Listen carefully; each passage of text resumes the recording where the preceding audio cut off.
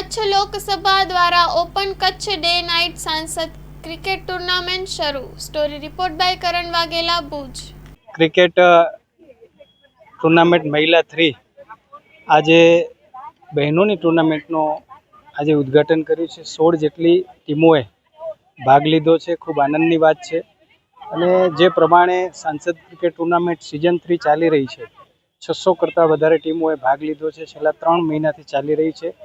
એની વચ્ચે 16 ટીમો બહેનોની પણ ભાગ લીધી છે. તો હું આજે બધી જ ટીમોને, બહેનોને ખૂબ હૃદયપૂર્વકની મારી શુભકામના અને શુભેચ્છા પાઠવું છું અને ઉત્તરોત્તર પ્રગતિ કરે એવી શુભકામના.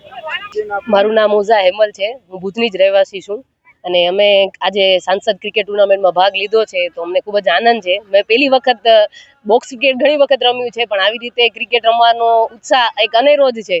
અમને બધાને ખૂબ જ આનંદ છે કે અમે આ રીતે રમીએ છીએ. તો અમે બધાનો, સાંસદોનો અને બધાનો ખૂબ જ આભારી છીએ કે અમને આ મોકો મળ્યો અને આ પાર્ટિસિપેટ કરવા મળ્યું. જેથી તમારો ખૂબ ખૂબ આભાર કે અમને. આ તો મહિલા સશક્તિકરણનો જમાનો છે. મહિલા બધા પક્ષે આગળ રહી છે, તો ક્રિકેટમાં કેમ પાછળ રહી જાય? તો આમાં પણ અમે આગળ વધારીએ છીએ અને અમારું નોંધાવીએ છીએ કે અમે પણ કાંઈ કરી શકીએ છીએ. ઘરમાં રહેવાથી અને બેસવાથી ફક્ત નથી થતું, પણ બહાર નીકળી અને મેદાનમાં પણ અમે અમારું જુન્નસ કે ખુન્નસ છે એ બતાવી શકીએ છીએ. એ માટે તમારો ખૂબ ખૂબ આભાર. મારું નામ પૂજા હાર્દિક તન્ના છે. હું ભુજની રહેવાસી છું. અમે આ સાંસદ ક્રિકેટ ટુર્નામેન્ટમાં ભાગ લેનાર અમે લોકો બધા ટીમો છીએ. એમાંથી અમારી એક ટીમ છે જે અમે ભાગ લઈએ છીએ. અમને બહુ ખૂબ આનંદ થાય છે કે આ સાંસદ ટીમમાં અમે ભાગ લઈએ છીએ, જેમાં અમને કોઈ ફીસ નથી આપવાની અને બહેનોને આટલું આગળ વધવાનું અમને તક મળ્યું છે. એના માટે અમે ખૂબ ખૂબ આભારી છીએ, અમારા સાંસદોને અને બધાના આભારી છીએ અમે. અને જે વિનોદભાઈ ચાવડા છે એમને બી આભારી છીએ અમે. અમારી ટીમનું નામ છે રિબોર્ન વોરિયર્સ છીએ.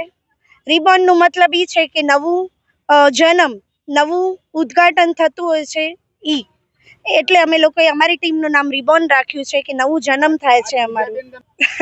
હાર જીત તો આ ખેલમાં રહેવાની જ છે છેલ્લા બોલ સુધી, એટલે ટ્રાય કરશું કે અમે જીતી જઈએ અને જીતશું તો આગળ વધશું.